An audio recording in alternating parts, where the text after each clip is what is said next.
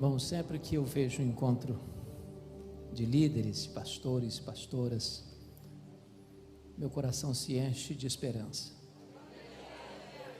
O mundo está muito fragmentado.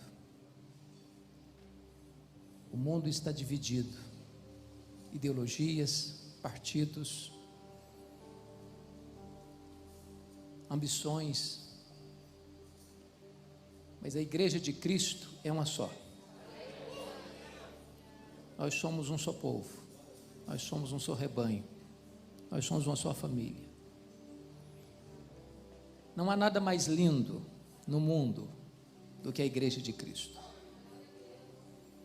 Você chega no lugar onde você nunca foi outrora, vê pessoas que você nunca tinha conhecido antes, e com 5 minutos você se sente em casa. Só na igreja de Deus acontece isso. Em tempos de crise, a igreja nunca deu marcha ré. Historicamente, a igreja avançou, cresceu, se fortaleceu. E a visão do líder é fundamental nesse momento. Porque enquanto tantos apostam no fracasso, enquanto tantos acham que vamos ter tempos sombrios, nebulosos, a igreja avança. Porque neste vozerio de pessimismo, a igreja tem uma palavra de segurança. Deus está no trono, as rédeas da história estão em suas mãos, e nós temos uma mensagem que não conhece fracasso, é o Evangelho de Jesus Cristo. É o poder de Deus para a salvação de todo aquele que crê. Então, mais do que nunca, você e eu precisamos estar encorajados, porque a igreja, e só a igreja tem a resposta para esse mundo. Continue pregando, continue sonhando, continue aguardando coisas grandes de Deus. Empreenda grandes projetos no reino de Deus.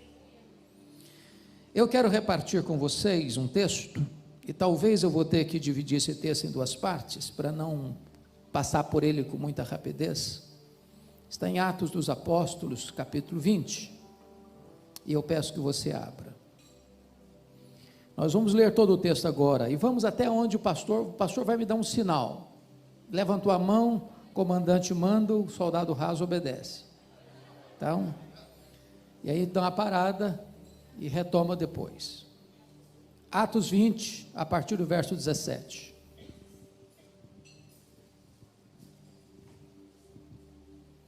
De Mileto mandou a Éfeso chamar os presbíteros da igreja. E quando se encontraram com ele, disse-lhes: vós bem sabeis como foi que me conduzi entre vós em todo o tempo, desde o primeiro dia em que entrei na Ásia, servindo ao Senhor com toda humildade, lágrimas e provações que pelas ciladas dos judeus me sobrevieram, jamais deixando de vos anunciar coisa alguma proveitosa e de vou-la ensinar publicamente e também de casa em casa, testificando tanto a judeus como a gregos o arrependimento para com Deus e a fé em nosso Senhor Jesus Cristo. E agora, constrangido em meu espírito, vou para Jerusalém, não sabendo o que ali me acontecerá, senão que o Espírito Santo, de cidade em cidade, me assegura que me esperam cadeias e tribulações. Porém, em nada considero a vida preciosa para mim mesmo, contanto que complete a minha carreira e o ministério que recebi do Senhor Jesus, para testemunhar o evangelho da graça de Deus. Agora eu sei que todos vós, em cujo meio passei pregando o reino, não vereis mais o meu rosto. Portanto, eu vos protesto no dia de hoje, que estou limpo do sangue de todos, porque jamais deixei de vos anunciar todo o desígnio de Deus. Atendei por vós e por todo o rebanho sobre o qual o Espírito Santo vos constituiu bispos, para pastoreardes a igreja de Deus, a qual ele comprou com seu próprio sangue. Eu sei que depois da minha partida, entre vós penetrarão lobos vorazes, que não pouparão o rebanho. e que dentre vós mesmos se levantarão homens falando coisas pervertidas para arrastar os discípulos atrás deles. Portanto, vigiai, lembrando-vos de que por 3 anos, noite e dia, não cessei de admoestar com lágrimas a cada um. Agora, pois, encomendo-vos ao Senhor e à palavra da sua graça, que tem poder para vos edificar e dar herança entre todos os que são santificados. De ninguém cobicei prata, nem ouro, nem vestes. Vós mesmos sabeis que estas mãos serviram para o que me era necessário, a mim, que aos que estavam comigo. Tenho-vos mostrado em tudo que, trabalhando assim, é mister socorrer os necessitados e recordar as palavras do próprio Senhor Jesus: mais bem-aventurado é dar que receber. Tendo dito isto, ou tendo dito estas coisas, ajoelhando-se, orou com todos eles. Então, houve grande pranto entre todos, e abraçando afetuosamente a Paulo, beijavam, entristecidos, especialmente pela palavra que ele dissera, que não mais veriam o seu rosto, e acompanharam-no até o navio. Amém. Bom, deixe-me colocar isto dentro do seu contexto. Paulo passara 3 anos em Éfeso, na sua 3ª viagem missionária. Éfeso era a capital de uma província, a Ásia Menor. Na época, uma cidade metropolitana com mais de 300 mil habitantes, uma das maiores do mundo da época. Éfeso hospedava o templo da deusa Diana, 4 vezes maior do que o Partenon de Atenas, uma das 7 maravilhas do mundo antigo. A cidade de Éfeso era uma cidade fortemente ligada ao comércio, porque a rota do mundo passava por ali. Éfeso era uma cidade idólatra, porque o templo da deusa Diana, além de ser uma beleza raríssima, era também o principal produto do comércio dos pessoas que chegavam e saíam de Éfeso, os turistas de Éfeso. Os nichos do templo, miniaturas do templo, era o principal produto de souvenir. Além de ser uma cidade idólatra, era uma cidade fortemente marcada pelo ocultismo. Agora pensem comigo que Paulo chega ali em 3 anos. Sobrenaturalmente ele impacta a cidade, a ponto da idolatria recuar, dos feiticeiros convertidos queimaram os seus livros em praça pública, avaliados em mais de 50 mil denários, a palavra de Deus prevalecer na cidade, e em 3 anos ele plantar igrejas em toda a província: Esmirna, Pérgamo, Tiatira, Sardes, Filadélfia, Laodiceia, Colossos e Hierápolis. Eu fico pensando hoje, com toda a tecnologia que temos, televisão, rádio, bíblias impressas, folhetos, internet, Facebook, Instagram, Zap, tudo mais. Um pastor chega numa cidade de 300 mil habitantes, em 3 anos, via de regra, nem conhecido ele é na cidade ainda. Não tem outra explicação para o êxito de Paulo em Éfeso, a não ser a obra soberana e sobrenatural do Espírito Santo na sua vida e através da sua vida. Mas não foi fácil não.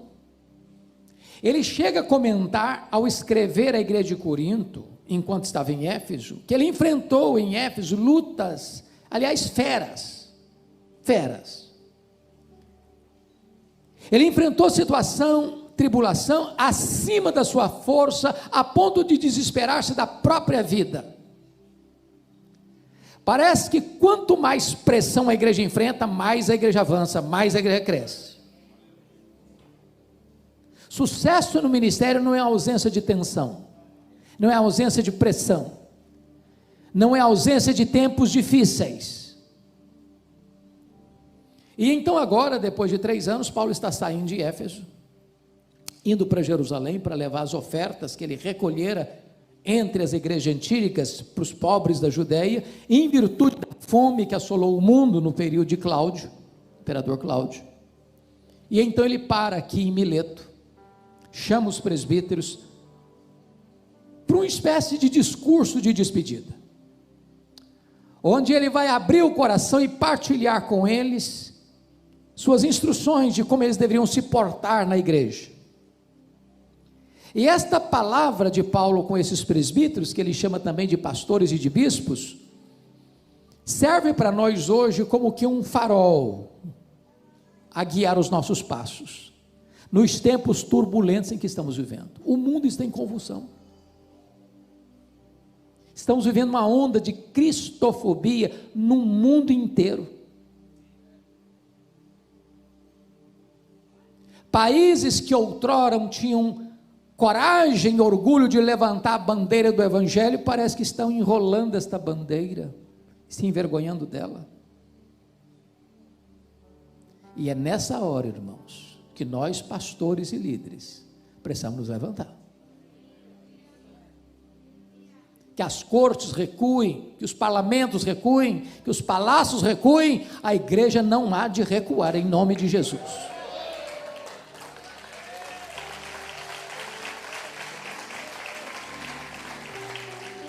E neste encontro com os líderes da igreja, Paulo vai mostrar alguns compromissos que você e eu precisamos ter. Eu quero partilhar com vocês 7 compromissos que nós devemos assumir hoje. Já assumimos, mas precisamos renová-los. Primeiro compromisso do líder, confira comigo aí, versículo 19, é o nosso compromisso com Deus. Olha o verso 19: servindo ao Senhor com toda humildade, lágrimas e provações que pelas ciladas dos judeus me sobrevieram. A pergunta elementar, básica, mais essencial e não óbvia é: a quem estão servindo? Porque é possível que a gente entre para o ministério, realize o ministério com motivações equivocadas. Servimos a nós mesmos? Servimos a denominação? Servimos a igreja?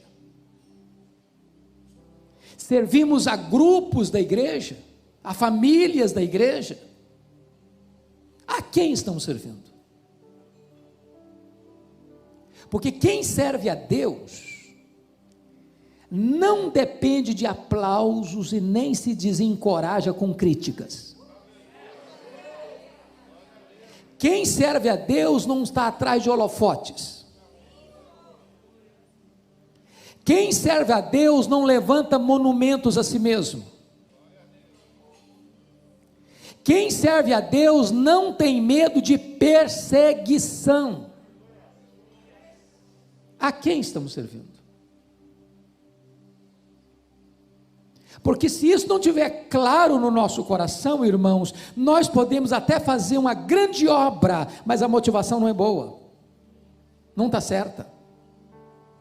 E vocês sabem disso, Deus está mais interessado em motivação do que em ação. O fato, entretanto, de nós estarmos a serviço de Deus, não significa que vamos ter vida fácil. Ele diz, pelo fato de estar servindo a Deus, ele tem que fazer isso com humildade, ele tem que fazer isso com lágrimas, ele enfrenta provações, ele enfrenta até ciladas. Há determinados problemas que você só enfrenta pelo fato de estar servindo a Deus, pelo fato de você não negociar princípios e valores. O mundo nunca vai nos aplaudir pelo fato de estarmos servindo a Deus, porque o mundo sempre odiou Jesus, e ele vai odiar Jesus em nós. É uma tolice da igreja pensar que se eu imitar o mundo, eu vou ganhar o mundo. Não, o mundo está farto dele mesmo, você só pode impactar o mundo quando você é diferente dele. A quem estamos servindo? Que o nosso coração, como cantamos agora, tem tudo a ver com Ele, que o nosso coração seja totalmente dEle, porque dEle, por meio dEle, para Ele, são todas as coisas. não é o nosso nome, não é a nossa denominação, não é a placa da nossa igreja, não é o nosso ministério, é a glória dele, nós estamos a serviço dele, nós somos servos dele, nós somos embaixadores dele, nós somos chamados por ele, nós vivemos para ele, para a glória dele, e é isso é a essência do ministério. Segundo compromisso com nós mesmos. Olha comigo, por favor, o versículo 18. E quando se encontraram com ele, disse-lhes: vós bem sabeis como foi que me conduzi entre vós em todo o tempo, desde o primeiro dia em que entrei na Ásia. Olha o verso 28, a parte A: atendei por vós. Ô irmãos, isso é tão importante. O que Paulo está dizendo para esses irmãos é o seguinte: olha, vocês conhecem o dia que eu cheguei aqui, lembram-se disso, pois a minha vida, minha postura, meu ministério, meu trabalho, minha conduta, minhas ações, minhas reações, minhas decisões, desde o primeiro dia até o último dia, hoje que eu estou indo embora, teve consistência, não houve zigue-zague, altos e baixos, não foi um tobogã.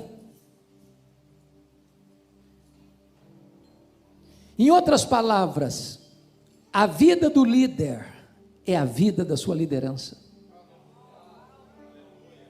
Seu ministério tem exatamente o tamanho da sua vida.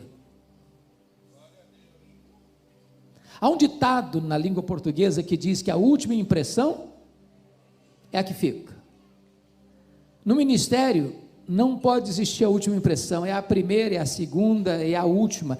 Tudo precisa estar na mesma régua.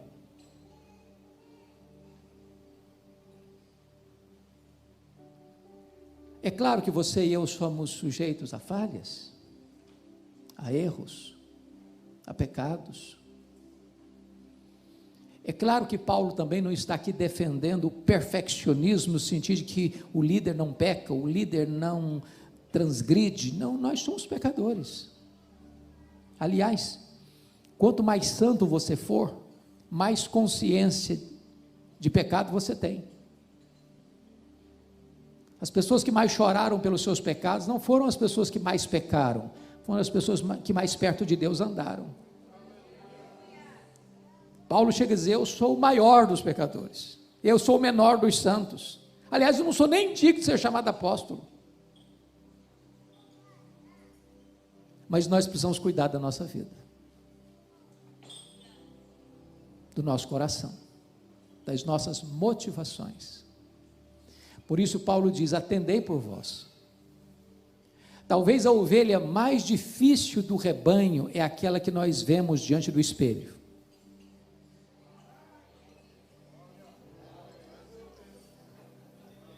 Se nós não pastorearmos a nós mesmos, nós estaremos desqualificados para pastorear todo o rebanho de Deus. Por quê? Porque os pecados, se a vida do líder é a vida da sua liderança, os pecados do líder são os mestres do pecado. Isso porque os pecados do líder são mais graves, são mais hipócritas e são mais danosos do que os pecados dos outros. Mais graves porque o líder peca contra o maior conhecimento. Mais hipócritas porque o líder denuncia o pecado em público e às vezes o pratica em secreto. E mais danosos porque quando um líder cai, mais pessoas são atingidas. Então Paulo diz: atendei por vós.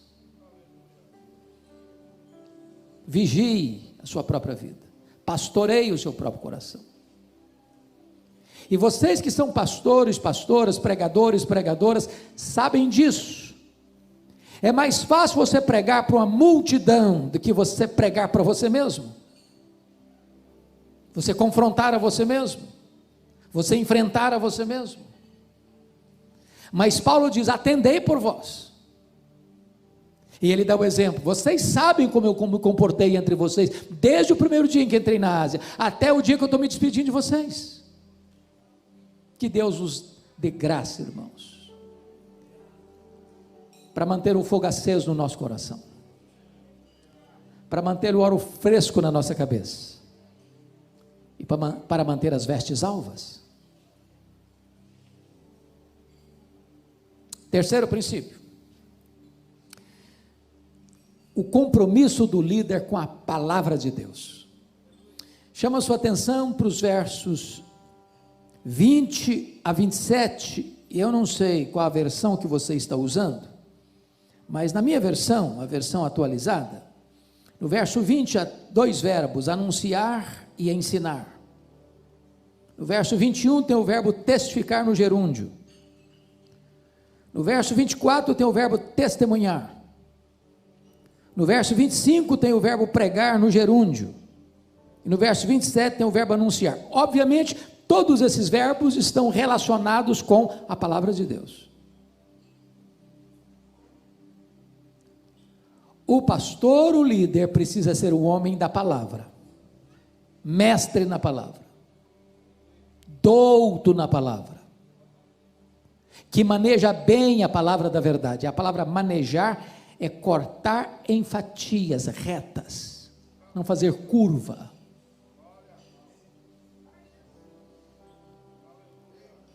Você precisa comer a palavra, se alimentar da palavra, amar a palavra. Nas palavras de Paulo, a primeira carta de Timóteo, você precisa se afadigar na palavra. Porque quem se alimenta de leite magro não consegue dar comida boa e consistente para o rebanho. E eu chamo a sua atenção agora para o verso 20. Jamais deixando de vos anunciar coisa alguma proveitosa e de vos lá ensinar, publicamente também de casa em casa. Chama a sua atenção para esse fato, ensinar publicamente também de casa em casa. Ou seja, ensinar para uma grande congregação e ensinar num pequeno grupo. Por que que isso é importante hoje? Para você não correr o risco de ser um pastor seletivo. O que é que eu quero dizer com isso? Cuidado para você não nutrir no coração a falsa ideia de que você é importante. Você não é importante, importante é a palavra. Importante é a palavra. Você passa, eu passo, nós passamos, a palavra de Deus permanece para sempre. Você é apenas um vaso de barro, o que tem valor é o que está dentro do vaso. Mas se você não tomar cuidado, você começa a achar que você é importante. E aí você começa a ficar seletivo. Ô irmãos, nós estamos vivendo um tempo tão difícil. E vocês sabem disso. Você manda um convite para um pastor, ele não te responde, ele manda um questionário para você, manda um questionário. E lá no finalzinho, ele pergunta assim: quanto você intenta investir no meu ministério? Tudo aquilo antes do questionário só tem a ver com esse finalzinho aqui. Quanto você vai dar? Qual o cachê?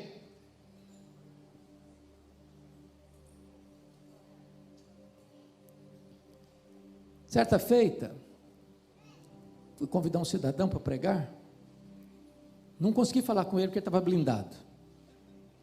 Tem pastor que está blindado. Com muito custo consegui falar com a secretária, e quando eu fiz o convite, ela disse assim: não, nosso pastor não prega mais em igreja, só prega em grandes encontros. Eu não me contive, disse: então, fala para o seu pastor que ele é mais importante do que Jesus, do que o apóstolo Paulo. Porque pelo que me consta, Paulo ensinava publicamente e também de casa em casa. Pelo que me consta, Jesus pregou os seus melhores sermões para uma pessoa só. Então cuidado, pastor, para você não achar que você é grande. E ao receber um convite de uma igreja pequena, ou de uma igreja de bairro, ou de uma congregação de chão batido, não, lá eu não vou, eu sou agora um cara muito importante, eu só vou em grandes igrejas, ou em grandes congressos. Para com isso. Para com isso. Eu não estou dizendo que você não possa ser estratégico e responsável com a mordomia do seu tempo, não estou dizendo isso não. O que estou lhe dizendo é para você vigiar o seu coração. Eu gosto e faço isso. Atendo algumas agendas propositadamente daquela igreja de baixar a portinha assim, ó. Faço questão,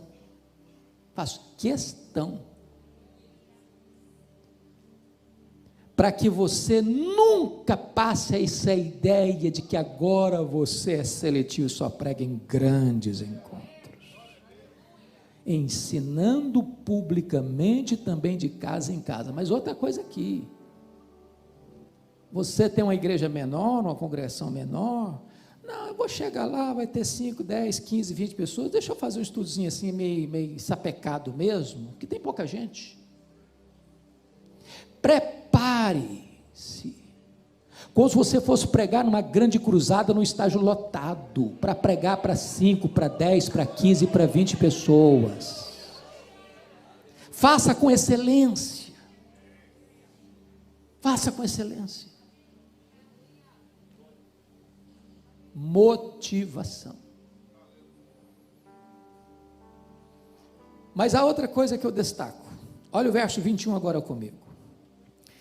Testificando tanto a judeus como a gregos, o arrependimento para com Deus e a fé em nosso Senhor Jesus Cristo. Note você que no verso 20 ele estava ensinando. Mas no verso 21 ele está testificando arrependimento para com Deus e fé em nosso Senhor Jesus Cristo. Arrependimento para com Deus e fé em nosso Senhor Jesus Cristo são os dois elementos da conversão. O que você notou aqui? Paulo é um mestre, no verso 20, e Paulo é um evangelista, no verso 21. Mas qual a importância de frisar isso aqui agora? É porque, irmãos, nós estamos vivendo uma época em que a vasta maioria dos pastores que estão saindo dos seminários dizem assim: eu tenho o dom de mestre, mas não de evangelista. O cara não sabe o que é atravessar a rua, entrar na casa de uma pessoa e compartilhar Jesus. Ele é um bom evangelista do púlpito, faz um grande sermão, mas nunca entrou na casa de alguém, ou raramente vai e leva uma pessoa a Cristo. Na década de 80, uma frase ganhou o Brasil no mundo evangélico, alguns talvez se lembrem: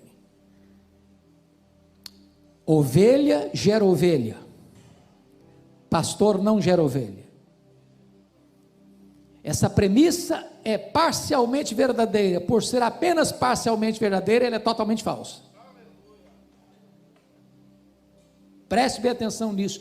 Não é verdade que pastor não gera ovelha, não é verdade. Pastor é um evangelista, sim. Pastor é um ganhador de alma, sim. Pastor não só ensina, pastor também testifica arrependimento para com Deus e fé em nosso Senhor Jesus Cristo, sim. Eu não sei a realidade da denominação dos irmãos todos que estão aqui, mas via de regra, as igrejas hoje estão querendo mais performance, e em muitos seminários hoje ninguém mais dá uma aula, vai para um seminário se não tem mestrado, outros exigem doutorado. Lá no passado, quando eu fiz seminário, e não foi tanto tempo assim, um pastor de igreja dava aula, talvez tinha de fato um pouco de limitação no conhecimento, mas botava fogo no coração da gente, fogo no coração da gente. Hoje o que acontece? O professor de um seminário é tempo integral, tem mestrado, doutorado, pós-doutorado, e aí ensina o pastor a ser um cara de gabinete. Ele é mestre, mas não é evangelista. Aí o cara tem doutorado, pós-doutorado e mais um porquê, e a igrejinha está desse tamanho e fica desse tamanho. Sabe por quê, filho? Quem não semeia não colhe. Não adianta. Tem hora que eu tomo alguns sustos na vida. Eu chego para pregar, aí o pastor é uma pessoa de conhecimento bastante limitado. Ele diz: eu estou aqui há 5 anos, já plantei 40 congregações, estamos aqui com 5 mil membros. Dá vontade de ajoelhar nos pés dele. Ele falou: meu irmão, me ensina aí. Ensina aí.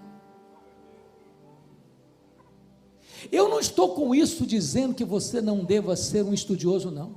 Eu acho que nós estudamos pouco. Pelo menos para sermos obreiros aprovados.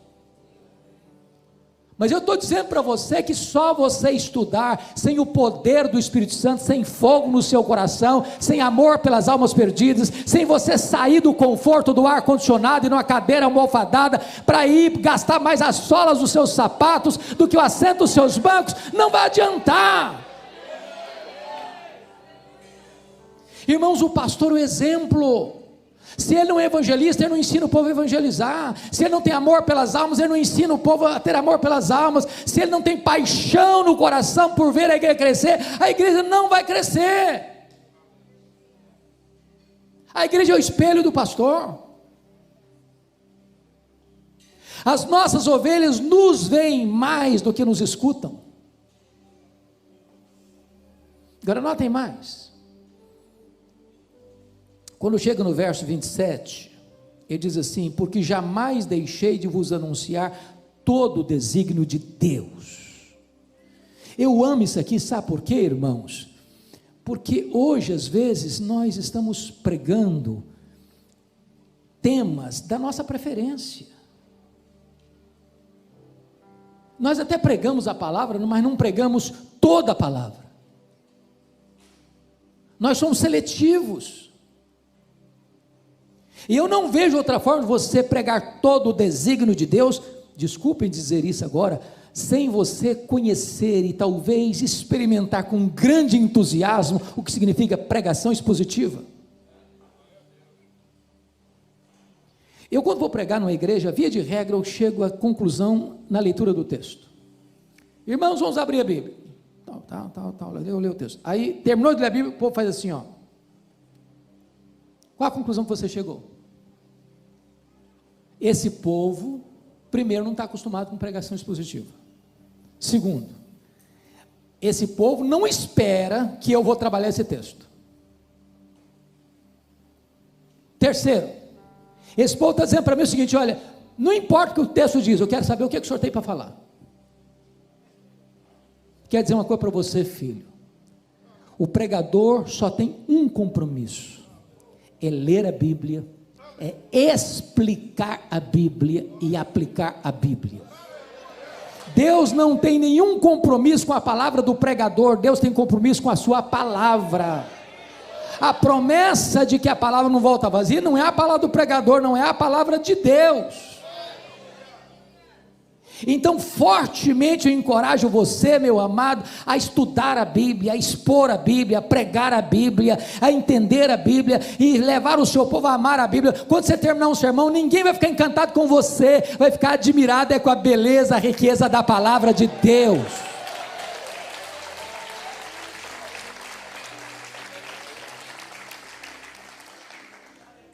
Quarto princípio.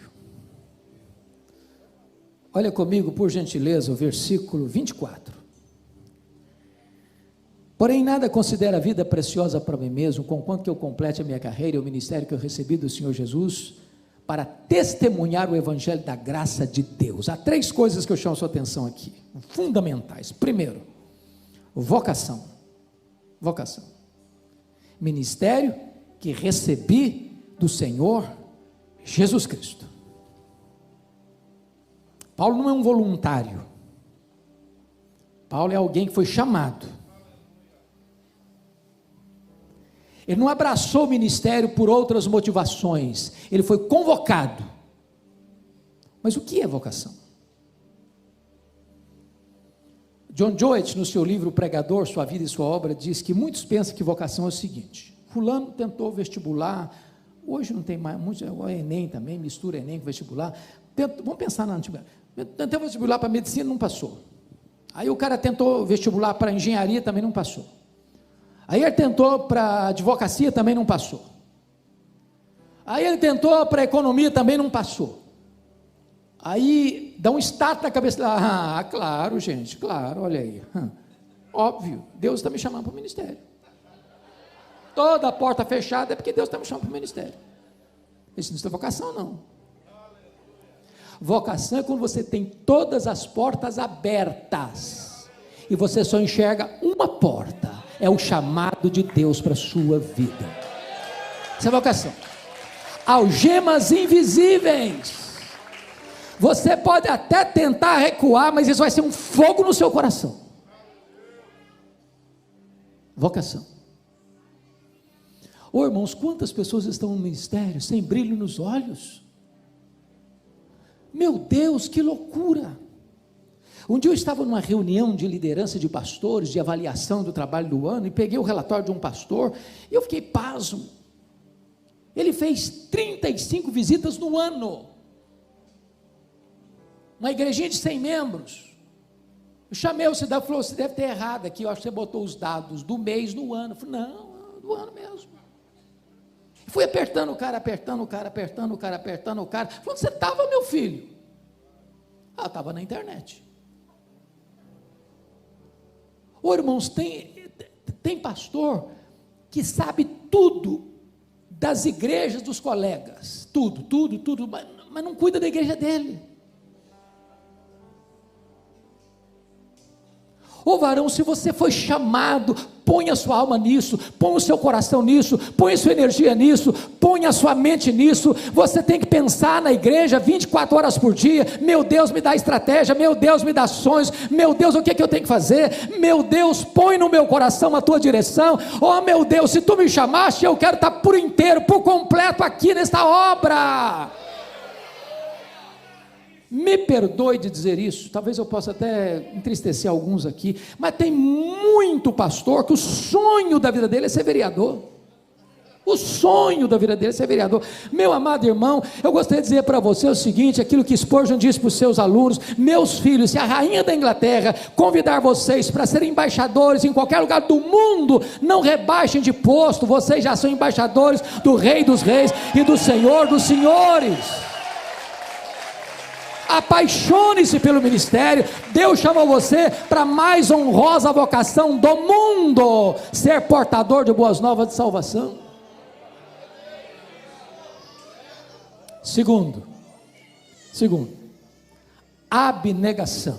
Olha o versículo 24 novo. Em nada considero a vida preciosa para mim mesmo. Por que ele está dizendo isso? Ele está dizendo isso porque enquanto ele estava indo para Jerusalém, levando muitas ofertas, era tanto dinheiro, que até o rei ficou interessado um pouco nessa grana. Tanto dinheiro, que alguém podia dizer, bom, esse povo vai fazer uma festa para Paulo em Jerusalém, e ele está dizendo, o Espírito Santo está me assegurando de cidade em cidade, que o que eu vou enfrentar pela frente são cadeias e tribulações. Eu estou levando dinheiro, oferta, ajuda, socorro para eles, mas em resposta, o que o Espírito Santo está me garantindo aqui é que vou ser preso. Talvez se fosse hoje, bom, eu não vou lá não, eu vou mandar uma comitiva levar o dinheiro, não vou lá nada, para que eu vou para lá? Estão querendo me prender? Mas não vou. É nessa conjuntura que ele diz, mas em nada considero a vida preciosa para mim mesmo.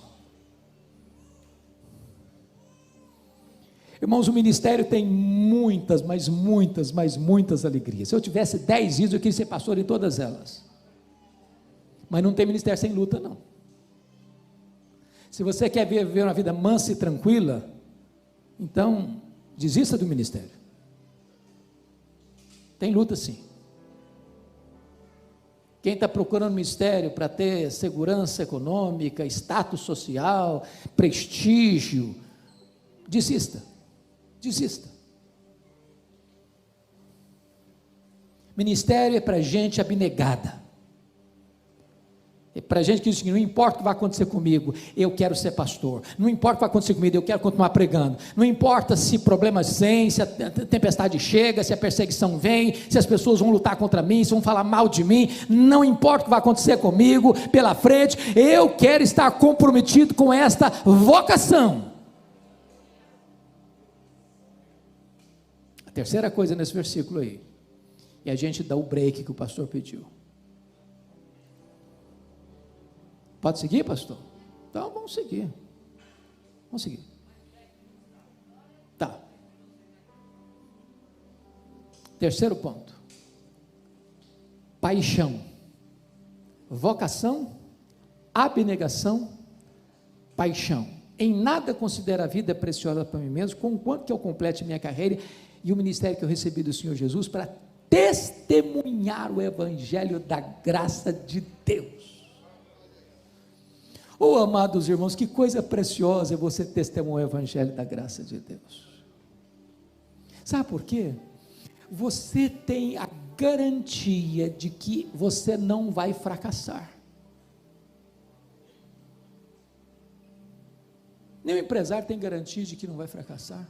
Nenhum comerciante tem garantia de que não vai fracassar. Mas você tem garantia de que você vai ter êxito. Porque este evangelho é o poder de Deus para a salvação de todo aquele que crê. Um dos exemplos para mim mais fantásticos é o que Paulo dá na carta aos Filipenses, quando ele está encerrando a carta no capítulo 4, verso 22, ele diz assim: todos os santos vos saúdam, especialmente os da casa de César. O que era a casa de César? Era um antro de corrupção, de traição, de prostituição, de violência, onde tinha harém de homens e de mulheres, onde os soldados eram treinados para matar crianças, velhos, grávidas. Era um lugar onde tinha os banhos públicos com muita promiscuidade. Era um lugar onde tinha altares aos muitos deuses. Um lugar que não tinha adjetivos para defini-lo, porque se Roma era a cloaca do mundo, não tinha adjetivo para caracterizar a casa de César. Eu estou falando de César aqui, é o Nero, aquele que mandou matar sua mãe, aquele que mandou crucificar os crentes, aquele que mandou queimar os crentes em praça pública, aquele que era louco a ponto de matar membros da sua família. E aí Paulo podia chegar lá e falar: não, isso aqui é jogar pérola aos porcos. E num lugar tão terrível quanto este, ele prega a palavra mesmo algemado, e conversões, e conversões, e conversões, e conversões, e conversões, e conversões. Se você pregar a palavra de Deus num prostíbulo, vai ter conversão lá. Se você pregar a palavra de Deus numa boca de fumo, vai ter conversão lá. Se você pregar a palavra de Deus num bar cheio de bêbados, vai ter conversão lá, porque a palavra de Deus é poderosa.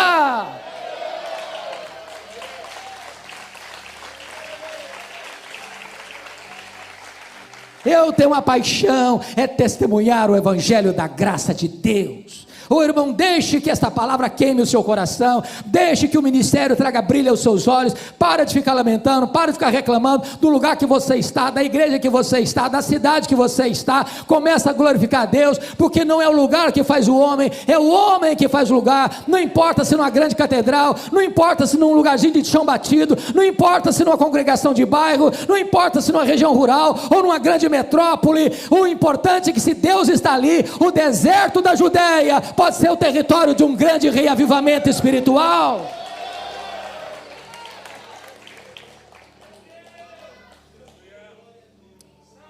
Quinto compromisso. Olha comigo, por favor, o versículo 28 a 30. Atendei por vós e por todo o rebanho sobre o qual o Espírito Santo vos constituiu bispos, para pastoreardes a igreja de Deus, a qual ele comprou com seu próprio sangue. Eu sei que depois da minha partida, entre vós penetrarão lobos vorazes, que não pouparão o rebanho, que dentre vós mesmos se levantarão homens falando coisas pervertidas, para arrastar os discípulos atrás deles. Então nós já falamos do compromisso com Deus, do compromisso com você mesmo, do compromisso com a palavra, do compromisso com o ministério. vocação, abnegação, paixão. Agora, em quinto lugar, o compromisso com a igreja. Com a igreja. E Paulo diz: atendei por todo o rebanho sobre o qual o Espírito Santo vos constituiu bispos. Deixa eu fazer só uma perguntinha aqui para os colegas. Na igreja que você pastoreia, tem alguma pessoa complicada?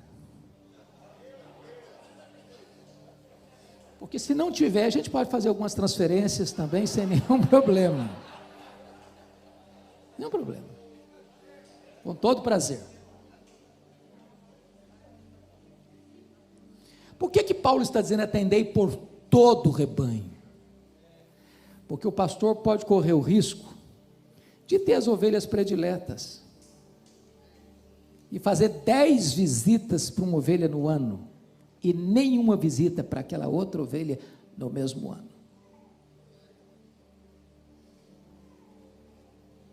Há ovelhas que mordem o pastor, que escoiceiam o pastor, que abalou o pastor. E Paulo diz: atendei por todo o rebanho. Nas palavras de um pastor mais experiente, quando Deus permite isso, é lixa grossa, para dar uma limpada na gente, para botar a gente no nosso devido lugar, para você não achar que você está com uma bola cheia demais, vira um balão de vaidade. Atendei por todo o rebanho.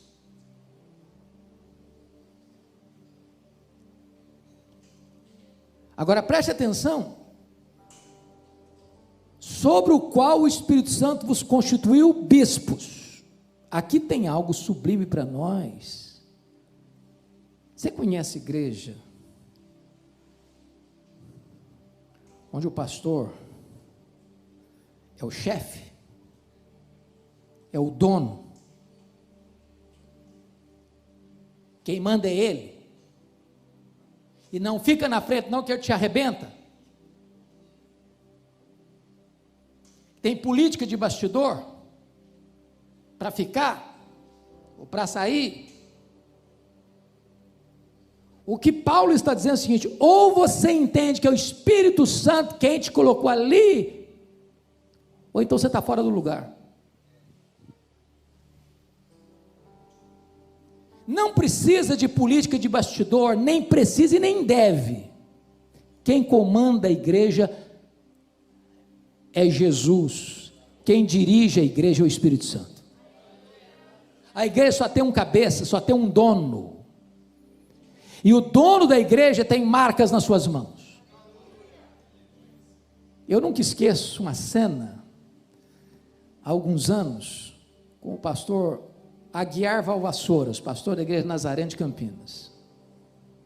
Eu estava no carro com ele, ele dirigindo, eu aqui do lado, no carona, e um pastor jovem atrás. O pastor jovem começou a contar do seu trabalho, da sua igreja, do seu ministério, e durante alguns minutos eu falei: a minha igreja, estava sendo repetido com exaustão. Lá pelas tantas, o pastor Valvassouras fez um gesto que me marcou. Tirou a mão direita do volante, botou a mão para trás assim, e disse: bota a sua mão aqui, filho. Aí o pastor botou a mão na mão do pastor, o pastor deu uma alisada na mão e disse assim: eu não estou vendo marcas de cravos nas suas mãos. Não só fala mais nada não, eu queria morrer.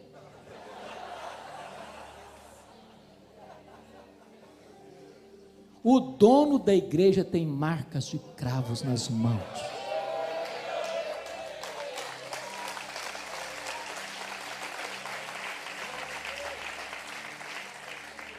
Ô irmãos, como isso é bonito, porque se você sabe que é o Espírito Santo quem botou você ali, você enfrenta a luta, você enfrenta a oposição, você enfrenta a perseguição, você enfrenta a traição, você vai para frente, você é um leão.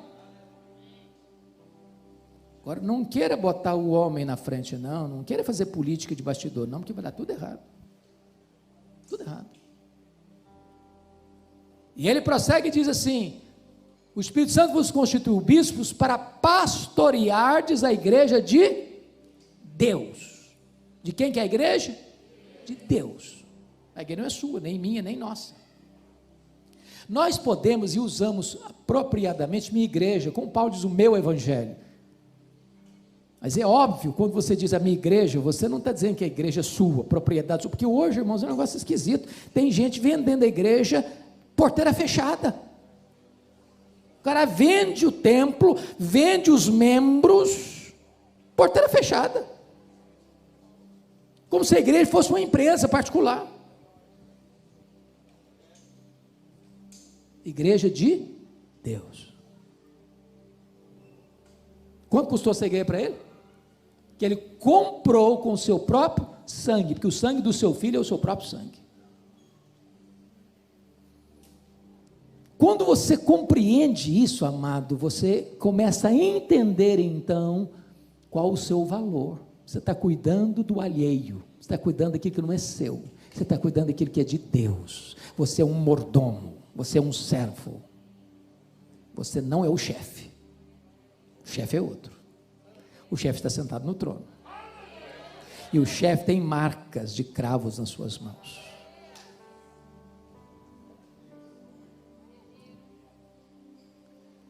Mas agora Paulo chega no verso 29, ele tem um alerta soleníssimo a fazer. Preste atenção. Você que tem talvez o hábito de grifar como eu, preste atenção. No verso 29 ele diz: eu sei que depois da minha partida, entre vós, grife a expressão entre vós. Depois no verso 30 ele diz: e que dentre vós, grife a expressão dentre vós. Aí eu pergunto para você, no verso 29, eu sei que depois da minha partida, entre vós penetrarão lobos vorazes que não pouparão o rebanho. A pergunta é: os lobos estão dentro ou estão fora aqui? Os lobos estão dentro ou estão fora aqui no verso 29? Dentro. Vocês leram direito? Leiam outra vez. Leiam de novo. Os lobos estão fora, querendo entrar. Querendo entrar. Quem são os lobos? Os falsos mestres, os falsos profetas, aqueles que não trazem o ensino fiel das Sagradas Escrituras. Vocês acham que tem falsos mestres hoje? Tem lobos hoje?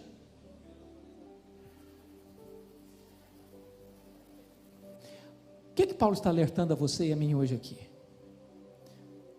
Meu amado, você que é pastor, por favor, escute o que eu vou lhes dizer.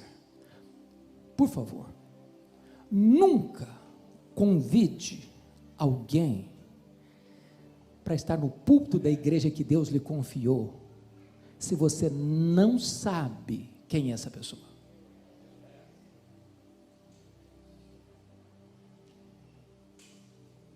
Porque você é o responsável diante de Deus por esse rebanho. Nós vivemos dias complicados, de muitos itinerantes, e talvez você, meu amado pastor, deve passar por isso. O cara está passando, fulano, dia tal, estou passando na sua região, hein? Você não quer que eu pregue aí não? Gente, desculpe se alguém faz isso, desculpe, mas não é uma boa atitude, se oferecer.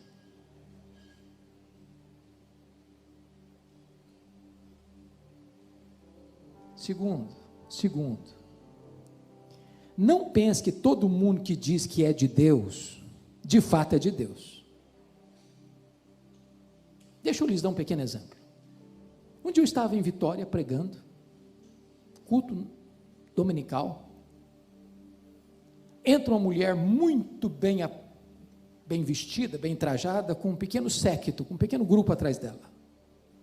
Sentou no terceiro, quarto banco, não me lembro direito, mas não sei como essa mulher mandou um bilhete para mim no púlpito, enquanto eu pregava. Terminei de pregar, abri o bilhete, e ela disse assim no bilhete: o Espírito Santo me mandou aqui hoje, e eu quero que o senhor me dê a palavra, porque tem uma mensagem para esta igreja, da parte de Deus. Bom, peguei o bilhete, li o bilhete, dobrei o bilhete, botei no bolso, terminei a mensagem, impetrei a bênção, fui lá para a porta da igreja abraçar os crentes. Essa mulher, cuspindo fogo, chegou e botou o dedo no meu nariz e disse: o senhor impediu que o Espírito Santo falasse à igreja hoje? E eu respondi para ela: o Espírito Santo falou, a senhora que não ouviu, eu preguei a palavra de Deus aqui hoje. Eu não sei quem é a senhora, não sei de onde a senhora vem, não sei no que a senhora crê, mas pela sua petulância, eu sei que Deus não tinha uma palavra de Deus através da senhora para aqui não. Essa mulher fez um estrago na vida de muitas igrejas em Vitória. Então, irmão, você é o pastor da igreja, cuide desse rebanho, para que os lobos não entrem, porque pode ter certeza, o lobo, ele sempre vem travestido, ele não vem dizendo que ele é lobo, ele não vem mostrando as garras, ele não vem mostrando as presas. Os falsos mestres, via de regra, são muito amáveis no trato, são muito bonitos na fala, eles enredam com o discurso. Cuidado do rebanho de Deus, proteja o rebanho de Deus. Deus colocou você ali como um vigilante das ovelhas, porque ovelha, é muito curiosa essa imagem da ovelha. A ovelha é um animal inseguro, míope, teimoso, e não sabe se proteger, não sabe correr, se cai num buraco não sabe se levantar sozinha. Ou você protege a ovelha, ou ela não tem capacidade de enfrentar o lobo. Mas termino agora então esse período com o versículo 29, olha aí comigo. Eu sei que depois da minha partida entre vós penetrarão lobos vorazes que não pouparão o rebanho. A expressão aí agora é dentre vós. Eu pergunto, o lobo está dentro ou está fora aqui? Está dentro, travestido, enrustido, disfarçado, querendo se levantar e se manifestar para fazer o quê? Para arrastar os discípulos atrás de quem? Atrás deles mesmos. Eles não formam discípulos para Jesus, eles formam discípulos para eles. Porque há dois tipos de grupo que gostam de ovelhas: é pastor para cuidar e lobo para devorar. Quantos de nós conhecemos história de pessoas se levantar de dentro da igreja para fazer um levante, um motim, e arranca pessoas, levam atrás deles mesmos? Cabe ao pastor, cabe à liderança da igreja cuidar disso, para que essas pessoas que estão ali, disfarçadas de ovelhas, mas não são ovelhas, não levem esse rebanho para o sacrifício. Deus nos constituiu não apenas como pastores, mas também como vigilantes das ovelhas que Ele nos confiou. As ovelhas não são nossas, as ovelhas são de Cristo, o bom pastor. Que Deus nos ajude. 5 dos 7 princípios que Paulo transmitiu àqueles presbíteros da igreja de Éfeso: compromisso com Deus, consigo, com a palavra, com o ministério e com a igreja. Agora eu gostaria então de repartir com vocês os últimos 2 princípios que ele vai ensinar, e que certamente são oportunos e necessários para a nossa vida hoje. O 6º princípio está aí nos versos 33 a 35. De ninguém cobicei prata, nem ouro, nem vestes. Vós mesmos sabeis que estas mãos serviram para o que me era necessário a mim e aos que estavam comigo. Tenho-vos mostrado em tudo que, trabalhando assim, é mister socorrer os necessitados e recordar as palavras do próprio Senhor Jesus: mais bem-aventurado é dar que receber. O princípio aqui é o compromisso do líder com dinheiro. Com dinheiro. Esse é um ponto muito sensível, de muita atenção. E eu quero dizer por quê. Porque penso que há 2 extremos, polarização sobre esse assunto. O primeiro extremo, irmãos, é quando o pastor é motivado por dinheiro. Jesus Cristo não chamou César de Senhor. Jesus Cristo não chamou nem mesmo o diabo de Senhor. Mas Jesus chamou o dinheiro de Senhor. Diz que ninguém pode servir a dois senhores. O dinheiro exige tempo integral, dedicação exclusiva. E há muitos pastores que optam por esta ou aquela igreja, pelo critério do dinheiro. Talvez você e eu já tenhamos conhecimento, eu pelo menos tenho, de um pastor que chega numa igreja, com entusiasmo, comunica para o rebanho sua alegria em estar ali, de como Deus o enviou para ali.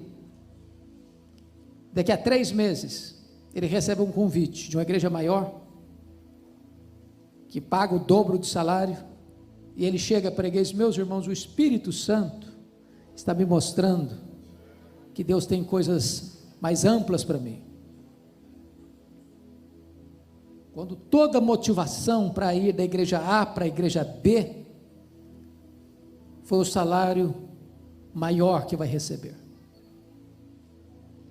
Eu não tenho nenhum problema com um pastor que sai da igreja A para a igreja B,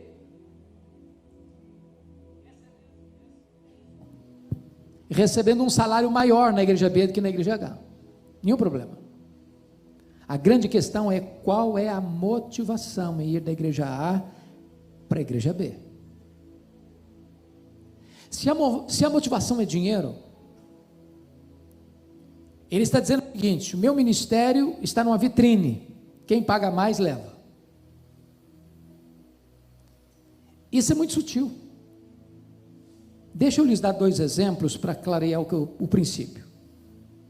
Certa feita eu fui convidado para pregar numa das boas igrejas da nossa denominação, e eu não sabia que eles estavam em transição pastoral. Quando terminou o culto, a liderança da igreja me convidou para uma sala e disseram o seguinte para mim: nós estamos em transição pastoral, nós não sabemos o quanto o senhor ganha, a nossa igreja é uma igreja muito bem situada financeiramente, e nós pagamos o dobro do que o senhor ganha lá, não importa quanto é o seu salário lá, nós pagamos o dobro, precisamos que o senhor venha. E eu disse para aqueles irmãos: primeiramente, me sinto honrado com o convite, lisonjeado com a oferta.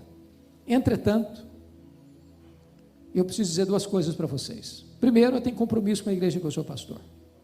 Segundo, se eu vier para cá porque vocês estão me pagando o dobro, eu estou dizendo para vocês que eu tenho preço, que o meu ministério está numa vitrine, quem paga mais leva. Então eu agradeço o convite, mas eu não venho. Porque se fosse, a motivação não era a igreja, era o dinheiro. Que discurso eu faria para a igreja que eu era pastor? Meus irmãos, eu estou saindo porque lá vão me pagar mais. Segundo exemplo, quando eu estava fazendo meu doutorado nos Estados Unidos, fui convidado para pregar numa das grandes igrejas, e a oferta que me fizeram era 4 vezes o que eu ganhava, 4 vezes. Alguém me disse: você é louco não aceitar um convite desse? Fica aqui 5 anos, resolve a sua vida financeira, depois você volta. A grande questão é: quanto vale o seu ministério? Qual a sua motivação? Ele disse: muito obrigado, mas eu não venho, eu tenho compromisso com o rebanho, sobre o qual o Espírito Santo me constituiu bispo, então muito obrigado, eu não venho. Vigie o seu coração, meu irmão, para que o dinheiro não seja o vetor que vai governar suas decisões. Nós estamos vivendo, irmãos, um tempo difícil, onde pastores e cantores evangélicos são tratados, às vezes, como astros de cinema. Pastores que exigem cachê para pregar, cantores que só pregam se o cachê for muito bom,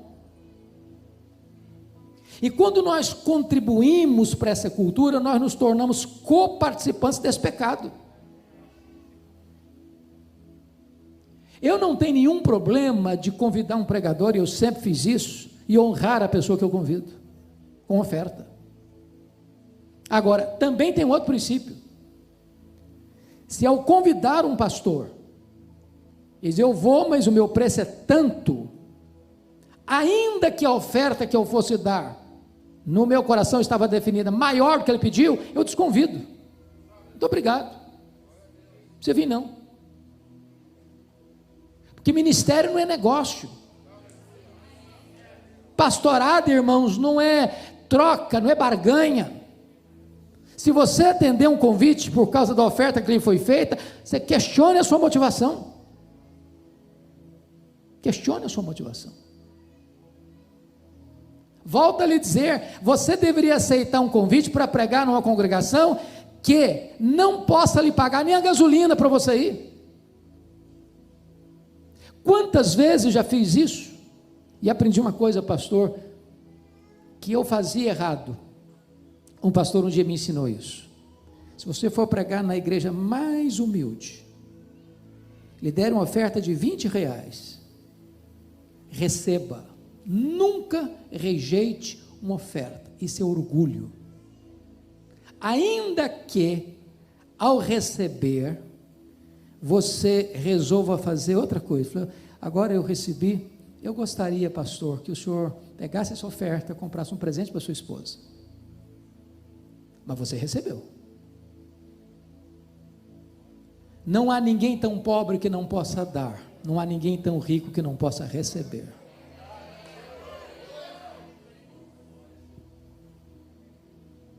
Agora, nós não podemos contribuir com essa tendência, irmãos, de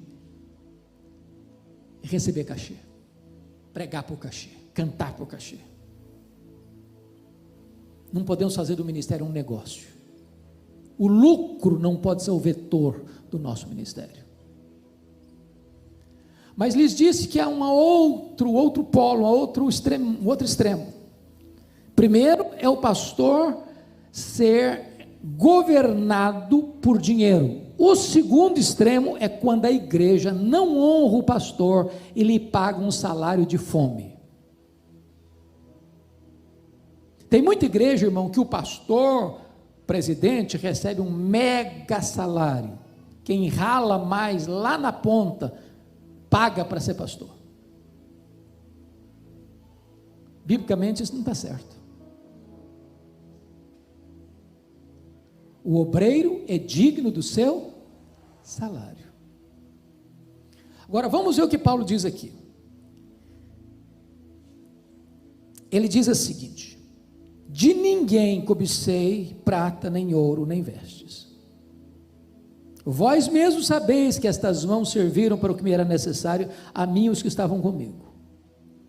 Tenho-vos mostrado em tudo que, trabalhando assim, é mister socorrer os necessitados, e recordar as palavras do próprio Senhor Jesus, mais bem-aventurado é dar que receber. Alguns dizem, está vendo, isso aqui sim, isso aqui é exemplo. Paulo trabalhou, foi pastor, e não recebeu salário, e ainda ajudou as pessoas ainda. Esse aí sim. Calma. Paulo não está tratando de salário pastoral aqui.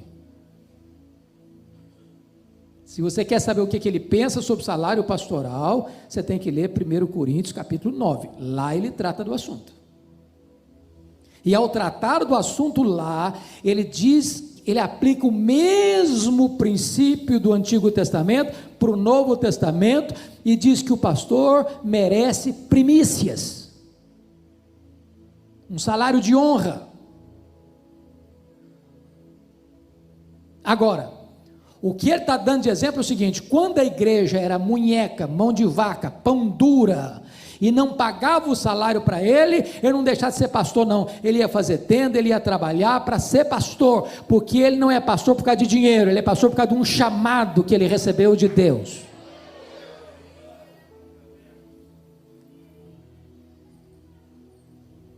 Então, se eu estou falando para um líder de igreja aqui hoje, que define o salário pastoral da igreja, Meu irmão, não permita que o seu pastor tenha um salário de fome. Que o seu pastor não durma de noite sabendo como é que ele vai pagar as contas.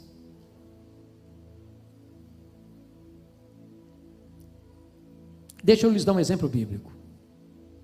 O apóstolo Paulo, quando estava em Corinto, vocês sabem que a igreja de Corinto é uma igreja rica, financeiramente muito bem situada, mas pão dura. A igreja de Corinto não pagou o salário de Paulo enquanto ele foi pastor lá 1 ano e meio.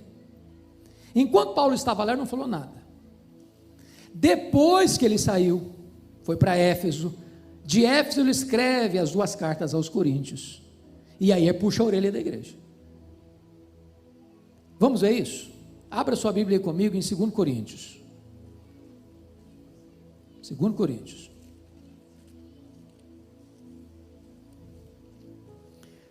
Lá no capítulo 11,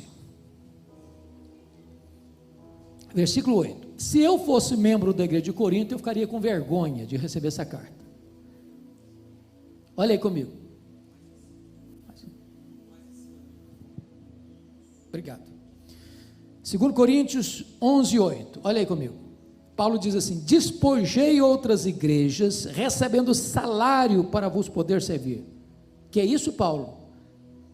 Você era nosso pastor, e outras igrejas pagaram o seu salário para você ser o nosso pastor? Vocês não pagaram. Outras igrejas, entendendo meu ministério, me sustentaram, enquanto eu era pastor de vocês. Verso 9. E estando entre vós, ao passar privações. Paulo, você passou privação aqui, sendo nosso pastor? Passei. Vocês não pagaram meu salário. Olha, gente, eu passava em frente ao McDonald's todo de vontade, comer um lanche, não tinha dinheiro. Minha túnica rasgada, precisava comprar túnica nova, mandei costurar, remendar, porque não tinha dinheiro. Vocês não pagaram meu salário. Não me fiz pesado a ninguém, pois os irmãos, quando vieram da Macedônia, Macedônia era gente pobre ou rica? Pobre. Supriram o que me faltava, e em tudo me guardei e me guardarei de você ser pesado. Em outras palavras, os irmãos pobres da Macedônia, ao ver eu ser pastor de vocês, passando privações aqui, me supriram. Era para ficar com a cara no chão de vergonha, não? Mas ele dá o tiro da misericórdia nessa igreja, no capítulo 12, verso 13. Olha o que ele diz aí. Porque em que tendes vós sido inferiores às demais igrejas? Aí ele chama a igreja de Corinto da igreja inferior. A última nota mais baixa na avaliação de todas as outras igrejas. Porque em que tendes vós sido inferiores às demais igrejas, senão neste fato de não vos ter sido pesado, perdoai-me esta injustiça. Trocando em miúdos, sabe o que ele está dizendo? Igreja de Corinto, de todas as igrejas, vocês foram a última escala, última nota. Nesse quesito, vocês não pagaram o meu salário, me perdoe a injustiça, devia ter cobrado. Trocando em miúdos, 2 coisas aqui que nós não podemos cometer. Primeiro, ser pastor movido por amor ao dinheiro. Segundo, a igreja que tendo condições de pagar um salário digno para o seu pastor, fecha a mão para o seu pastor e deixa o seu pastor passar privações e necessidades. Honre o seu pastor, cuide do seu pastor. Mas se você chegar numa situação onde falta provisão, vá trabalhar e continue sendo pastor. Agora Paulo está nos ensinando outra lição aqui, versículo 35, volta lá para Atos, por favor. Isso é tão importante, irmão, mas tão importante. Ele diz o seguinte: tenho-vos mostrado em tudo, que trabalhando assim é mister socorrer os necessitados e recordar as palavras do próprio Senhor Jesus, mais bem-aventurado é dar que receber. O pastor precisa ser um exemplo de generosidade. Igreja generosa aprende com um pastor generoso. Na hora de entregar o dízimo, o pastor é o primeiro aí no gasofilácio. Vamos fazer uma oferta aqui para ajudar os pobres, o pastor é o primeiro a chegar no gasofilácio. Não adianta só pregar, tem que dar exemplo.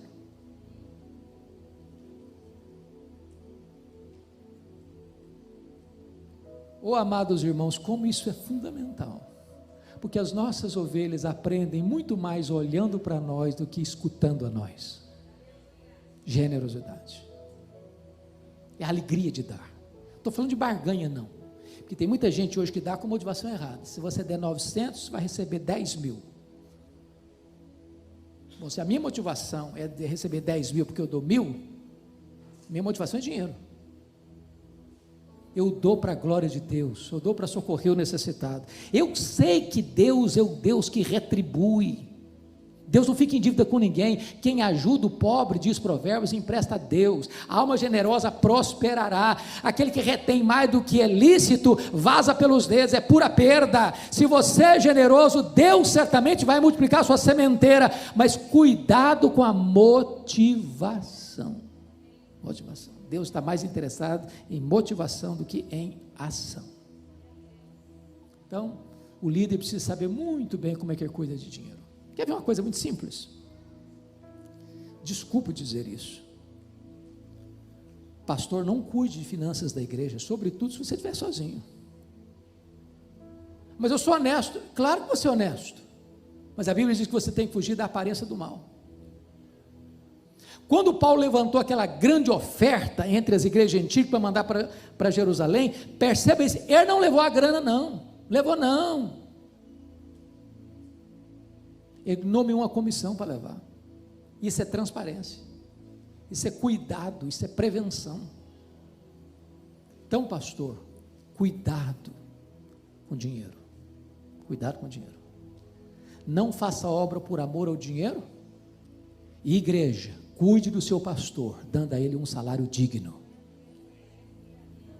Mas o último princípio, sétimo princípio, veja comigo, por gentileza, versos 36 a 38. Tendo dito estas coisas, ajoelhando-se, orou com todos eles. Então houve grande pranto entre todos, e abraçando afetuosamente a Paulo, o beijavam, entristecidos especialmente pela palavra que ele dissera, que não mais veriam o seu rosto, e acompanharam-no até o navio. É a relação do pastor com a afetividade. Bom, Paulo estava em Éfeso há 3 anos. É claro que ele não chegou hoje e já nomeou presbíteros. Claro, ele plantou a igreja, relacionou-se com aqueles irmãos, discipulou aqueles irmãos. Depois eles foram eleitos presbíteros. Então tinha menos de 3 anos que Paulo se relacionava com eles. Tempo suficiente para eles criarem um relacionamento tão bonito, tão profundo, tão leal, que quando Paulo está se despedindo deles, num lugar público, eles se abraçam, eles se beijam, eles choram, demonstram afeto. Irmãos amados, eu tenho percorrido o Brasil, tenho pregado em igrejas ultra-ortodoxas, que se uma mosca voar, você escuta o barulho, e igrejas ultra-pentecostais, onde você tem que pedir calma, calma, calma.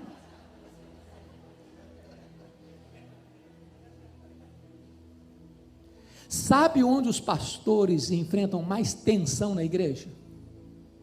Não é com as ovelhas, é com a liderança. Pastores com úlcera, pastores com insônia, pastores com depressão, pastores doentes emocionalmente, líderes que na igreja uma bênção, cantam, quando ficam ao redor de uma mesa, viram um monstro, quer subjugar o pastor, quer botar o pastor debaixo da sola do seu sapato. Pastor chega na igreja, primeiro dia, saudação, você está de passagem, nós somos daqui, então, abra os olhos, quem manda aqui somos nós.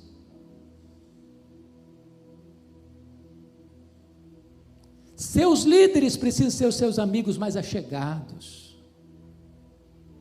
Eu estava pregando um congresso de pastor certa feita em Águas de Lindóia, e eu fiz uma pergunta, e a pergunta que eu fiz aos pastores foi essa: qual foi a última vez que você beijou os seus presbíteros, seja presbítero, diácono, seu líder da sua igreja? Houve um silêncio sepulcral na sala, ninguém levantou a mão.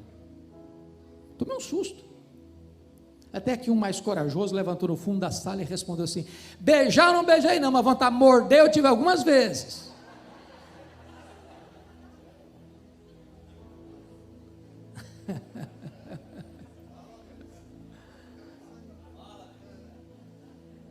Oi, gente, nós temos que ser mais amáveis, nós temos que ter um pouco mais de mel.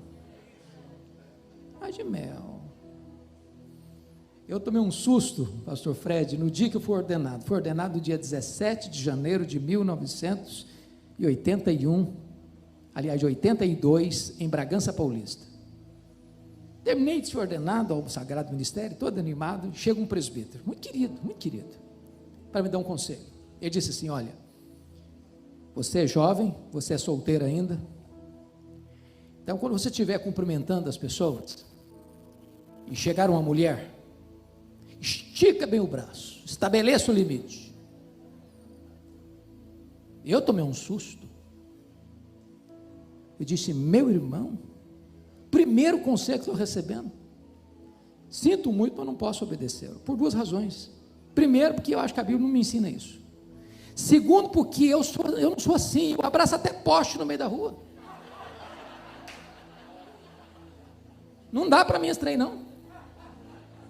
Agora, o que eu vou prometer ao senhor é o seguinte: eu quero abraçar a criança, a adolescente, a jovem mais bonita da igreja, a senhora e a vovozinha de 90 anos do mesmo jeito. Do mesmo jeito. Se a pessoa vier tirar uma casquinha, Cedão chega para lá também com educação. Não precisa ser indelicado, não. Com educação. Se você quiser tirar a casquinha, então bote a boca no pó e se arrependa. Agora, seja amável com as pessoas. Seja doce. Pastor tem que ter cheiro de ovelha. Pastor é aquele que a criança corre e abraça as suas pernas e pula no seu colo. Trate os seus líderes com honra. Pare de querer ser, esse aqui é meu protegido, é meu amigo, o outro lá, e começa a fazer política de bastidor. Para com isso. Ama seu povo, ama essas ovelhas. Uma coisa é amar a pregação, outra coisa é amar as pessoas para quem você prega. Eu escutei de uma estrela por aí afora: eu gosto da multidão, mas de gente não. Esse negócio de gente me encostar, me cumprimentar, me abraçar, não dá para mim. Aí sabe o que está acontecendo hoje? O cara chega para pregar, na hora que vai pregar, e acabou de pregar, racha fora. Não gosta do culto, não gosta do louvor, não gosta da congregação, não gosta do povo. Ele gosta do glamour, ele gosta do holofote. Pastor tem que ser amável. Pastor tem que chorar com o que chora. Pastor tem que se alegrar com o que se alegra. Pastor tem que ir na casa do pobre e do rico do mesmo jeito. Deixa eu lhes dar dois exemplos para encerrar. Um dia eu estou abraçando o povo na porta da igreja, depois do culto. Aproxima-se uma irmã e diz assim: pastor, o senhor sabe por que eu valorizo tanto o seu abraço aqui na igreja? Eu falei: não sei não, filha, por quê? Ela me respondeu: porque é o único abraço que eu recebo na semana.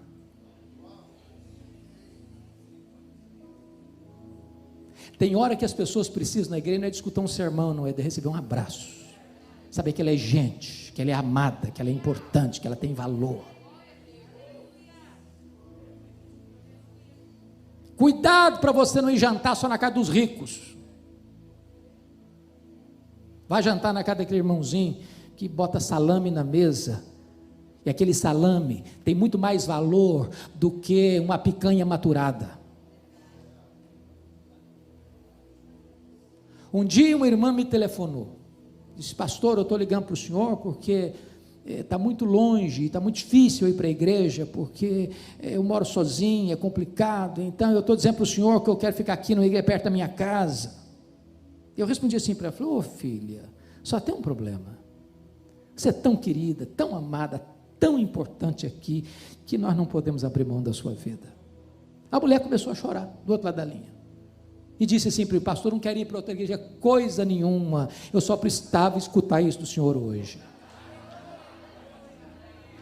Se eu dissesse: não, minha filha, é isso mesmo, você mora sozinha, fica aí mesmo, que fica melhor para você. Ela falou: está vendo aí, eu não valho nada mesmo, não tem importância nenhuma mesmo, o pastor me descartou mesmo, e ficava lá, ainda ficava triste ainda.